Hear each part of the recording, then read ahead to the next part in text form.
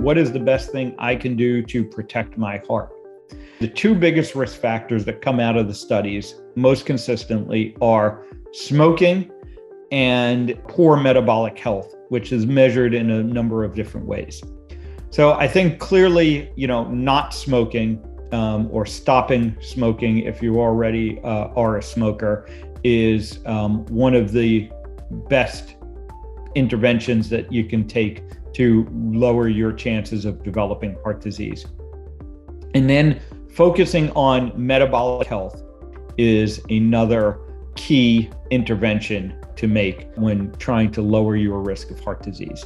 And understand that the best tool that we have available to us to improve your metabolic health are diet and lifestyle interventions. The best way to do this is to eat whole real food, reduce your intake of processed food, processed carbohydrates, and processed oils, things like vegetable and seed oils. So those are the things that I tell people are the best things to do to protect your heart.